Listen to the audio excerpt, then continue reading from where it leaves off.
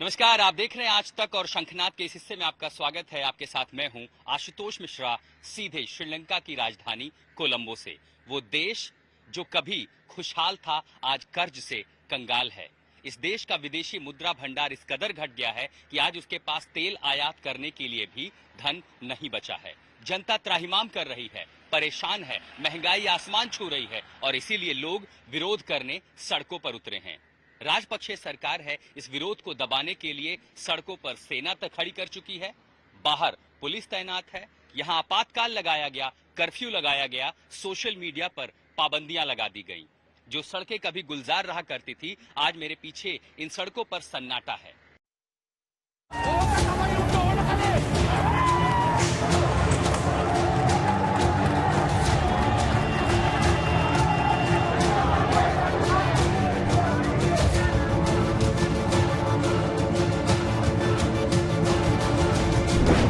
पाई पाई के लिए मोहताज हो गया है श्रीलंका।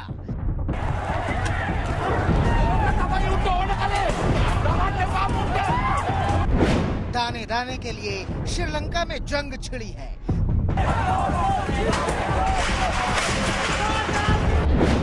तिनके के लिए लड़ाई हो रही है।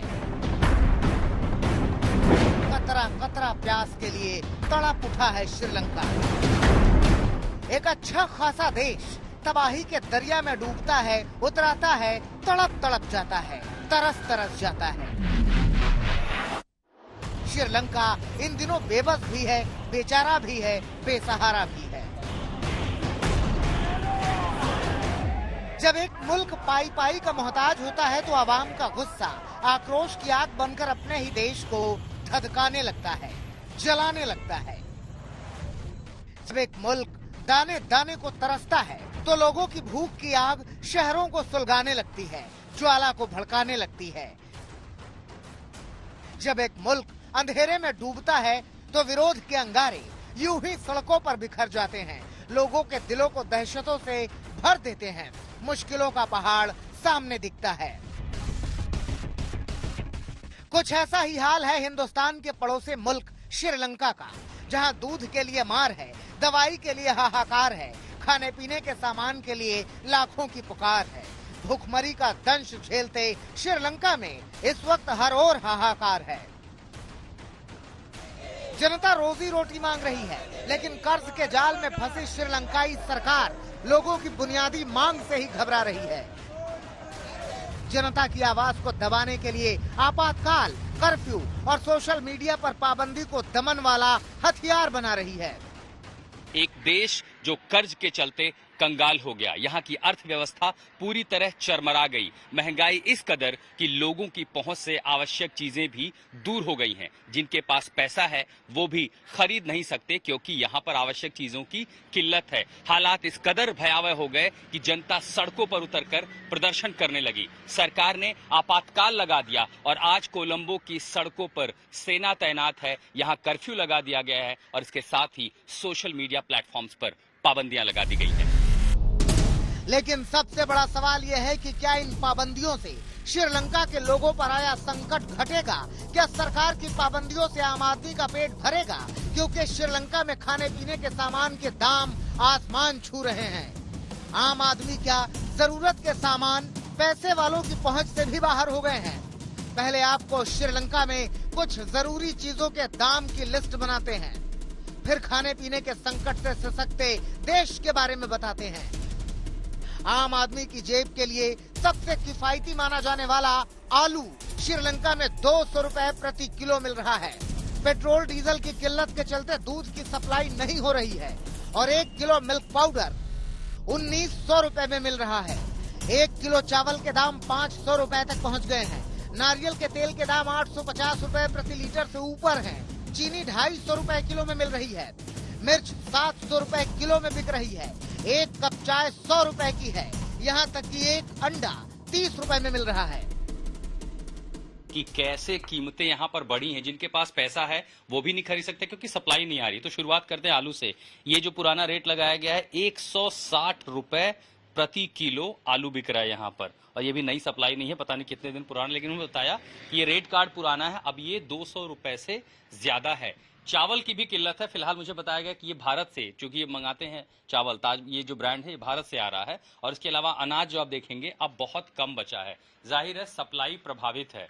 सबसे ज्यादा दिक्कत है एक्चुअली बिजली की। इस समय देखिए इन्होंने इन्वर्टर से और जनरेटर से चला रखा है, बिजली नहीं है, इसलिए फ्रिज में जो कुछ भी सामान रखा है वो खराब हो सकता है क्योंकि फ्रिज चल नहीं रहा है। तो आप ये समझिए कि ये सारी किल्लतें श्रीलंका के आम आदमी और जो व्यापारी हैं, जाहिर है उसको भी खामियाजा उठाना पड़ रहा है। अब बच्चों के लिए दूध की जरूरत होती है, दूध के दाम, मिल्क पाउडर देखिए धीरे धीरे स्टॉक कुछ जगहों पर आया है। How much you selling milk powder for kilo? 709 rupees. Sri Lanka बुरी तरह से आर्थिक संकट में फंस गया है। जनता त्राहिमाम कर रही है। लोगों को डर है कि आने वाले दिनों में खाने पीने के सामानों के दामों में और तेजी आएगी। आने वाले दिनों में आम आदमी की जान पर बनाएगी। क्राइसिस के पहले जो दूध की कीमत थी वो आधे से भी कम थी, यानी जो कीमतें हैं वो लगभग दुगनी हुई हैं। अब दूध जो है, ताजा दूध, उसकी भी सप्लाई प्रभावित हुई है। Which else are the essential commodities where the prices have gone up? Essentials. Yeah, essential. Every goods. Essential, necessary. As a food item. Right? Prices have gone up? Yeah, rocket by, like a rocket. Rocket. Day by day to the rocket. मुसीबत की ऐसी मार पड़ी है कि श्रीलंका की करीब 2.25 करोड़ आबादी के सामने जिंदगी का संकट आ गया है और सरकार पाबंदियों के सहारे जनता के दर्द को दबाने में लग गई है। हिंसा के डर से लोगों को घर से निकलने पर पाबंदी लगा दी गई है। सड़कों पर सुरक्षा बलों की तैनाती कर दी गई है। ये सबसे व्यस्ततम सड़कों में से एक है, वीआईपी इलाकों में से एक है, लेकिन आज ये पूरी तरह डेजर्टेड है, सन्नाटा है। वो इसलिए क्योंकि बीती शाम से पूरे श्रीलंका में कर्फ्यू लगा दिया गया है। पहले ही यहाँ पर राष्ट्रपति ने पब्लिक इमरजेंसी आपातकाल लगा दिया था और अब उसके बाद कर्फ्यू लगा दिया गया है। तो आवश्यक वस्तुओं के अलावा और आवश्यक सेवाओं के अलावा किसी को भी सड़क पर आने की अनुमति नहीं है। और आप जो तस्वीरों में देख रहे हैं ये सिर्फ पुलिस, आर्मी, यहाँ के अर्धसैनिक, इन सारे बलों को पूरे श्रीलंका में तैनात किया गया है, जो कानून व्यवस्था की जिम्मेदारी इनको दी गई है। लेकिन सवाल यही है कि भुखमरी वाले हालात में ऐसी पाबंदियां क्या असर दिखाएंगी? पाबंदी लगाकर श्रीलंका की सरकार जनता का पेट कैसे भर पाएगी? पाबंदियों के बीच विपक्षी दल बार बार ये सवाल उठा रहे हैं। श्रीलंकाई राष्ट्रपति के इस्तीफे की मांग दोहरा रहे हैं। आपातकाल और कर्फ्यू के बाद भी जनता का गुस्सा नहीं रुका और आखिरकार वो कोलंबो की सड़कों पर उतर चुके हैं। हम मध्य कोलंबो में हैं और ये तमाम सारे लोग जो आप देख पा रहे हैं ये सड़कों पर उतर गए हैं प्रदर्शन करने के लिए। कर्फ्यू लगाया गया था कि लोग ना उतरें, उसके बावजूद ये राजपक्षे सरकार के खिलाफ प्रदर्शन करते हुए सड़कों पर उतर चुके हैं। हालांकि ये प्रदर्शन की तस्वीर सिर्फ कोलंबो की नहीं बल्कि श्रीलंका के अलग अलग इलाकों में हो रही है और अब यहाँ पर विरोध हो रहा है कि 74 साल का करप्शन जो है वो, उससे लोग अब परेशान हैं, ये यहाँ पर खत्म होना चाहिए। और खासकर देखिए सिंगली भाषा में तमाम बैनर पोस्टर लेकर के ये स्थानीय नागरिक हैं, विपक्ष के साथ साथ सिविल सोसाइटी और तमाम सारे जो लोग हैं वो यहाँ प्रदर्शन करने के लिए उतर पड़े हैं। क्योंकि विपक्ष का आरोप है कि ये सरकार की नीतियों का ही नतीजा है कि श्रीलंका के आम आदमी की जिंदगी पर बनाई है। देश में महंगाई है, गरीबी है और भुखमरी वाली आफत आई है। कि राजपक्षे परिवार पर आरोप है कि 2019 के पहले से ही लगातार जिस तरह इस सरकार ने आर्थिक नीतियों को जमीन पर उतारा और उसके चलते ऐसी आर्थिक तंगी आज ये देश देख रहा है कि यहाँ पर भुखमरी है, बेहाली है, बदहाली है, लोग दाने दाने को मोहताज हो गए हैं। न तेल है, न दवाइयां हैं, न खाने को है, न फल सब्जियां हैं और इसी के चलते महंगाई इस कदर बढ़ी है कि 5 रुपए की चीजें 500 रुपए तक पहुंच गई हैं और इसीलिए जनता सड़कों पर उतर रही है।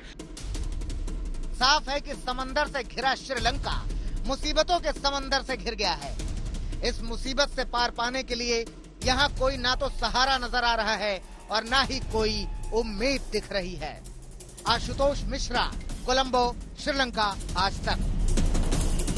श्रीलंका में हालात लगातार खराब हो रहे हैं, आवश्यक वस्तुओं की किल्लत हो रही है, पेट्रोल डीजल के लिए मारामारी मची हुई है, जनता का संघर्ष बढ़ रहा है तो सरकार के खिलाफ उसका आक्रोश बढ़ रहा है। इधर राजपक्षे सरकार है जो तमाम उपाय खोजने का सन्नाटा है। वो इसलिए क्योंकि बीती शाम से पूरे श्रीलंका में कर्फ्यू लगा दिया गया है। पहले ही यहां पर राष्ट्रपति ने पब्लिक इमरजेंसी आपातकाल लगा दिया था और अब उसके बाद कर्फ्यू लगा दिया गया है। तो आवश्यक वस्तुओं के अलावा और आवश्यक सेवाओं के अलावा किसी को भी सड़क पर आने की अनुमति नहीं है। और आप जो तस्वीरों में देख रहे हैं ये सिर्फ पुलिस, आर्मी, यहाँ के अर्धसैनिक, इन सारे बलों को पूरे श्रीलंका में तैनात किया गया है। कड़ाई और सख्ती के बीच सिर्फ जरूरी सामान के लिए ही बाहर निकलने की इजाजत है। पेट्रोल डीजल के लिए भी श्रीलंका में बड़ी आफत है। पेट्रोल डीजल के लिए लोगों को कई घंटों तक लाइन में लगना पड़ रहा है। पेट्रोल पंपों पर सेना के जवान और पुलिसकर्मी तैनात हैं ताकि अराजकता न फैले। हम इस समय कोलंबो से बाहर देवला रोड पर हैं और इस आर्थिक तंगी के चलते सबसे ज्यादा जो किल्लत है वो पेट्रोल डीजल की है।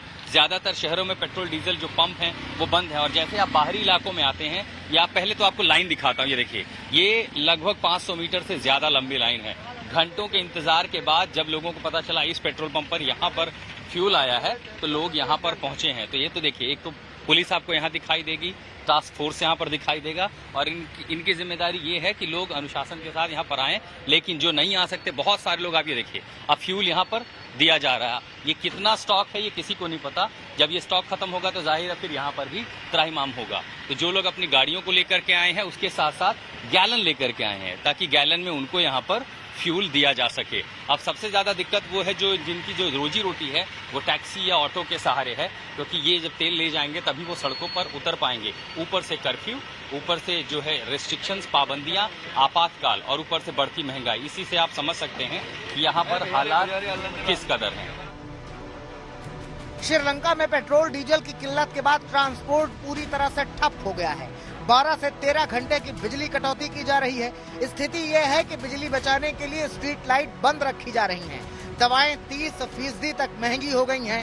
कागज और छपाई की स्याही खत्म हो गई है, जिसकी वजह से परीक्षाएं अनिश्चित काल के लिए टाल दी गई हैं। श्रीलंका ने 1948 में आजादी पाने के बाद इतनी बदहाली कभी नहीं देखी। देश की जनता लाचार है और सरकार किसी ठोस प्लान की बजाय बस पाबंदियों के सहारे ही लोगों को काबू करने की कोशिश में जुटी है। राष्ट्रपति बस उपाय की बात कर रहे हैं, जल्द ही स्थिति बदलने की दुहाई दे रहे हैं। मां ओबामा तान्नी अभियोगात्मक अवस्थावकයි। मैं मुश्किल वक्त में आपको संबोधित कर रहा हूं। मैं जानता हूं जरूरी चीजों की कमी और कीमत बढ़ी है। मैं उन सभी समस्याओं को लेकर संवेदनशील हूं जो लोगों ने पिछले 2 महीनों में झेली हैं। मैं जानता हूं ये हालात कुछ वक्त जारी रहेंगे, फिर भी हम हालात सुधारने के लिए लगातार कोशिश कर रहे हैं। हालांकि भूखमरी की कगार पर पहुंच चुके मुल्क में विपक्ष सरकार की इन दलीलों को सुनने को तैयार है। यही वजह है कि कोलंबो में कर्फ्यू के बाद भी विपक्षी दल सड़क पर उतर रहे हैं, राष्ट्रपति के इस्तीफे की मांग कर रहे हैं।